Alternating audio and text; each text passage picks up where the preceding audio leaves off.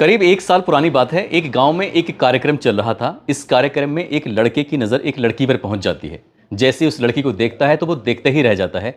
इसके बाद उस लड़के ने अपने ही परिवार की किसी महिला से कहा कि ये लड़की कौन है। उस महिला ने कहा कि क्या बात है, क्या तुम्हारी इससे शादी करा दें। जैसे ही लड़के से ये बात कही जाती है, वो लड़का एकदम मुस्कुरा जाता है, शर्मा जाता है और चुपचाप वहाँ से निकल जाता है। लेकिन उसकी ज़िंदगी का सबसे खूबसूरत वो दिन होता है जब उसी लड़की का रिश्ता उस लड़के के लिए आता है। उसके बाद उसकी खुशी का कोई ठिकाना नहीं था और वो एक इंतज़ार करने लगता है उस दिन का कि कब शादी हो। इसके लिए भी दोनों परिवार आपस में बैठते हैं और बैठने के बाद तय कर रहे थे कि शादी करनी कब है।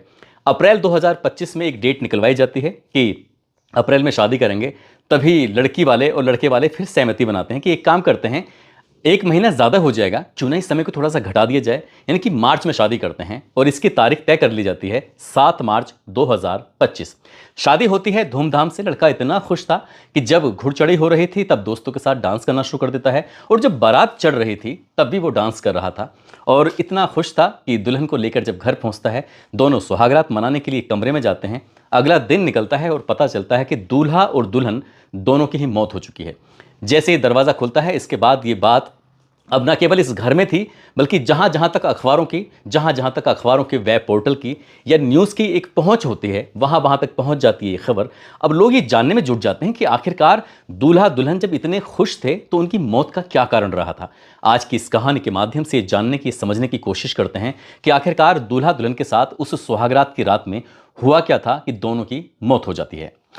आदाब, नमस्कार, सत श्री अकाल। मैं उस्मान सैफी। आज की जो सच्ची घटना मैं आपको सुनाने जा रहा हूं, ये सच्ची घटना है उत्तर प्रदेश का। एक ज़िला है अयोध्या, और अयोध्या ज़िले का ही एक थाना लगता है कैंट। दरअसल कैंट थाना क्षेत्र का एक जगह है, इलाका है, जिसका नाम है शहादतगंज मुराबन टोला। बात कर रहा हूँ 9 मार्च 2025 की सुबह 6 बजे के आसपास का वक्त हो रहा था।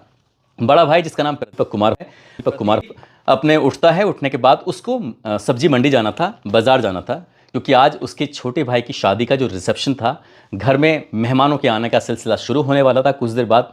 अभी 6 बजे थे, दिन यानी कि सूरज निकलने की अभी कोई तैयारी नहीं थी, लेकिन दिन निकलने लगा था, रात छटने लगी थी। वो जाता है दरवाजे के सामने, दूल्हा दुल्हन जहाँ पर वो सुहागरात मनाने के लिए गए थे, उस दरवाजे के ठीक सामने खड़ा होता है। और खड़े होने के बाद वैसे ही उसे नॉक करता है 2-3 बार। मारने के बाद अपने छोटे भाई उससे बोलता है कि अरे छोटे, मैं सब्जी मंडी में सब्जी खरीदने के लिए जा रहा हूँ, जल्दी से तैयार हो जाओ, आज तुम्हारी शादी का रिसेप्शन है, एक कार्यक्रम है, इसलिए जुट जाओ। बस उसने इतनी आवाज़ लगाई अपने छोटे भाई को। ये सुबह के 6 बजे के आसपास का वक्त हो रहा था, 9 मार्च 2025 की सुबह की बात है। वो यहाँ से चला जाता है, लेकिन जब उसने आवाज़ लगाई थी, जो घर की महिलाएं थी वो जाग चुकी थी और अपने अपने जो कामों में लग चुकी थी, क्योंकि दिन में आज जो प्रोग्राम था, रिसेप्शन था, उसकी तैयारी में सभी को साथ हाथ बढ़ाना था, इसलिए प्रोग्राम को अच्छा जो बनाना था। जब 6 बजे भाई कह के चला जाता है और 7 बजे तक कोई आहट नहीं होती, कोई अंदर से निकलता नहीं है, दरवाज़ा खुलता नहीं है, तभी परिवार की एक महिला बोलती है कि क्या बात है, इतने दिनों से इंतज़ार कर रहे थे, ये लगता है कि आज दरवाज़ा नहीं खोलने वाले हैं। और बस आपस में महिलाएं एक दूसरे से ऐसी कानाफूसी करने लगती हैं, मजाकिया स्वर में ऐसी बात करने लगती हैं, क्योंकि औरतें कुछ इस तरह की जब मजाक करती हैं तो ऐसी मजाक चल रही थी। लेकिन जब और आधा घंटा बीत जाता है, इनकी 7:30 बजे के आसपास का वक्त था सुबह के, तब एक लड़की ने जो खिड़की थी उससे झांक कर देखने की कोशिश की कि आखिरकार दूल्हा और दुल्हन, दरवाज़ा खुल नहीं रहा है, दोनों के दोनों अंदर क्या कर रहे हैं। जब उसने झांक कर देखने की कोशिश की, जो उसे दिखाई कुछ ऐसा देता है कि जो दुल्हन है, दुल्हन बेड पर पड़ी हुई है बेसुध हालत में, और जो दूल्हा है वो फंदे से लटका पड़ा हुआ था। जैसे उसने दूल्हे को लटका हुआ देखा, उस लड़की की चीख निकल जाती है। इतनी ज़ोर से वो चीखने लगती है कि घर की दहलीज को वो चीखें पार करती हुई बाहर तक पहुंच जाती है। यहाँ से खुशियों के गीत गाए जा रहे थे, यहाँ से खुशियों की आवाज़ें आ रही थीं, अब यहाँ से चीखने की आवाज़ें क्यों आ रही हैं। जैसे ही दूल्हे की माँ को ये बात पता चलती है, दूल्हे की माँ का रो रो कर बुरा हाल हो जाता है। दूल्हे की बहनों को जब ये बात पता चलती है, उनका भी रो रो कर बुरा हाल हो जाता है। बुआ हो या चाची हो या बहन हो या परिवार के जो भी सदस्य हों, उन्होंने उस खिड़की से झांक कर जब देखने की कोशिश की कि दुल्हन बेसुध उस बेड पर पड़ी हुई है, दूल्हा फंदे पर लटका हुआ है। रोते रहे, चिल्लाते रहे, चीखते रहे, और चीखों की आवाज़ ये कुछ देर के बाद पुलिस के कानों तक भी पहुंच जाती है। पुलिस मौके पर आती है। इससे पहले कि पुलिस मौके पर आती है, दरवाजे को तोड़ा जाता है और तोड़कर दरवाजे को उन दोनों को जल्दी से हॉस्पिटल लेके जाते हैं। और हॉस्पिटल ले जाने के बाद डॉक्टर साहब से कहते हैं कि चाहे पैसा कितना भी खर्च क्यों ना हो जाए, लेकिन दोनों को बचा लीजिए। लेकिन डॉक्टर साहब ने जब दुल्हन की और दूल्हे की नब्ज को टटोलने की कोशिश की, उसने कहा कि बहुत देर हो चुकी है, दोनों मर चुके हैं, अभी इनके अंदर कुछ भी नहीं बचा है। बस इतना था कि इसके बाद तो फिर और ज़्यादा रोना पीटना। अब दुल्हन के घर पर यह खबर पहुंचाई जाती है, जो दुल्हन अभी कुछ घंटों पहले अपने घर से विदा होकर आई थी, 7 जन्मों तक साथ साथ रहने की कस्में खा के आई थी, वो मर चुकी थी। और दुल्हन के घर वालों को ये बात पता चलती है तो दुल्हन के घर वालों के भी रो रो कर बुरा हाल हो जाता है। वो भी मौके पर पहुंचते हैं। पुलिस ने इन दोनों शवों को कब्जे में लिया और कब्जे में लेकर पोस्टमार्टम के लिए भेज दिया। जैसे ही शव पोस्टमार्टम के लिए जाते हैं, उसके बाद हर किसी की जुबान पर एक ही बात थी कि दोनों इतने खुश थे कि खुश होने के बावजूद भी आखिरकार ऐसा क्या हुआ कि दोनों की मौत हो चुकी थी। दरअसल कहानी शुरू होती है एक लड़की जिसका नाम है शिवानी, जिसकी उम्र लगभग 22 साल के आसपास। इसके पिता का नाम मंतूराम पासवान, जो कि खंडासा के डीली सरैया की रहने वाली होती है और ये अपने बहन भाइयों में सबसे बड़ी थी। इसकी एक बहन और है, एक भाई और है, उनकी अभी शादी नहीं हुई थी। लेकिन जो इसके पिता हैं, जिनका नाम मंतूराम पासवान है, जो कि दिल्ली के नारायण में रहकर कपड़े सिलने का काम करते थे। 8वीं तक पढ़ी हुई लड़की अपने पिताजी के साथ ये ऐसे ही काम करती थी और बहुत ज़्यादा होशियार, होनहार, देखने में खूबसूरत, सब कुछ इस घर में अच्छा था। लेकिन ये अपने गांव से दूर दिल्ली में रहकर ये काम करते थे। और जो लड़का है जिसका नाम प्रदीप कुमार है, पिता का नाम उसके भद्दन है, जिसकी लगभग 20 साल पहले रोड एक्सीडेंट में मौत हो चुकी थी। इस घर में 2 भाई हैं और 3 बहनें हैं। जब पिता का रोड एक्सीडेंट में मौत हो जाती है तो उसके बाद जो बड़ा भाई होता है, जिसका नाम प्रदीप होता है, प्रदीप नहीं, दीपक कुमार होता है, तो दीपक कुमार पर परिवार की पूरी जिम्मेदारी आ जाती है। यानी कि छोटे भाई की भी जिम्मेदारी आ जाती है, 3 बहनों की जिम्मेदारी आ जाती है और जो माँ है वो अक्सर बीमार रहती है। 1 साल पहले एक कार्यक्रम में, ऐसा कार्यक्रम एक गांव में था जहां इन दोनों की रिश्तेदारियां थी। उन दोनों की रिश्तेदारियों में लड़के ने लड़की को देखा तो देखते ही रह जाता है, इसकी खूबसूरती पे फिदा हो जाता है।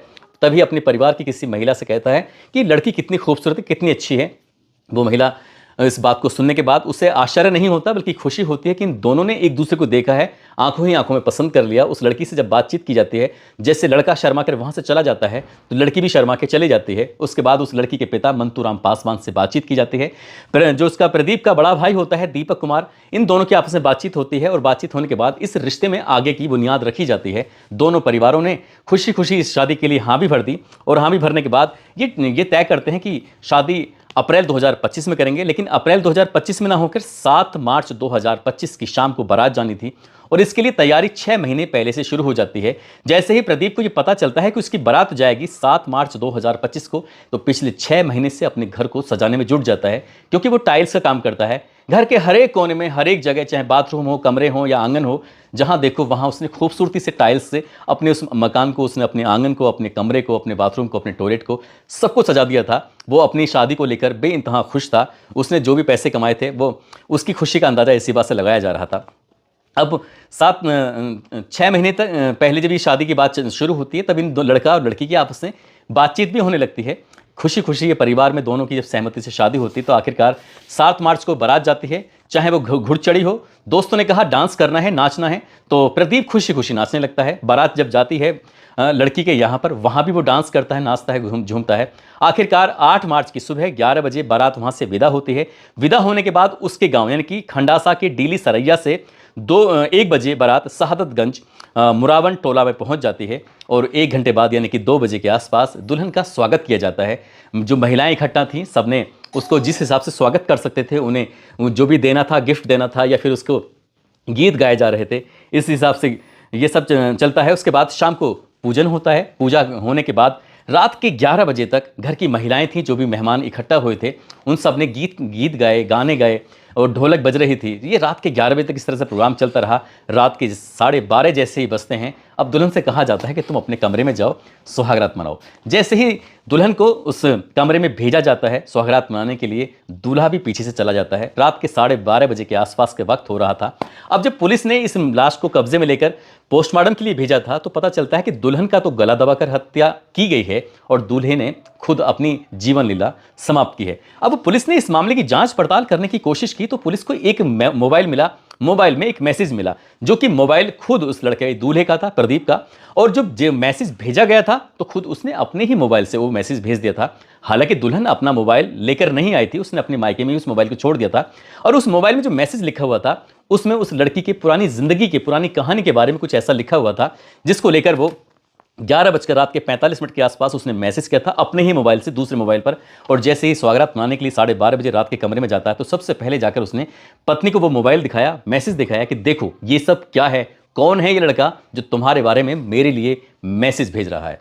बस ये सिलसिला 12:30 बजे बातचीत का शुरू होता है और रात के 3 बजे तक आपस में दोनों की बातचीत कुछ इस तरह से अंदर अंदर क्या कहानी पक रही थी, क्या लड़की ने अपनी ज़िंदगी के पुराने पन्नों को खोल कर रख दिया था, इस बात का सिर्फ अंदाज़ा ही लगाया जा रहा है। रात के 12:30 बजे ये कहानी शुरू होकर 3 बजे उस लड़की की वो गला दबाकर खुद हत्या कर देता है। और उसके बाद जब 1 घंटे तक वो सोचता है शायद उससे कुछ गलत हो गया है, उसे एहसास होता है, उसके बाद फिर अपनी भी जीवन लीला समाप्त कर लेता है। और 9 मार्च 2025 की सुबह लगभग 7:30 बजे के आसपास उन दोनों की लाश सोहरात वाले कमरे में जब मिलती है तो घर में हाहाकार मच जाता है, कोहराम मच जाता है। और इस बात को, इस घटना को लेकर लोगों में चर्चा का विषय बन जाता है कि आखिरकार ऐसा क्यों हुआ, क्या हुआ। सबके सब हर तरह तरह से अंदाज़ा लगा रहे हैं।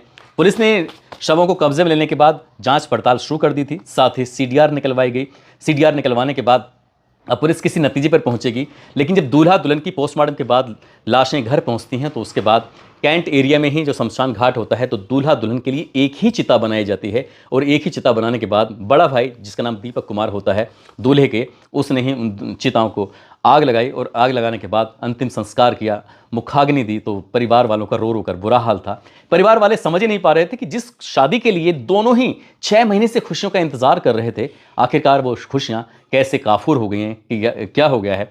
एक मैसेज ने न केवल पूरी जिंदगी को बर्बाद कर दिया बल्कि इन दोनों की सोचने समझने की जो शक्ति थी उसको छीन कर दिया और दोनों की जीवन लीला जिंदगी हमेशा हमेशा के लिए ख़त्म हो गई। एक मैसेज ने पूरा जो परिवार था उसको एक ऐसे जगह लाके खड़ा कर दिया है कि लोग सोच कर भी सिरहन से पैदा हो जाते हैं कि आखिरकार ऐसा क्यों किया। क्या दूल्हा मजाक कर रहा था, क्या मजाक में उसने अपनी ज़िंदगी के कुछ पन्ने खोल कर रख दिए, क्या है क्या नहीं।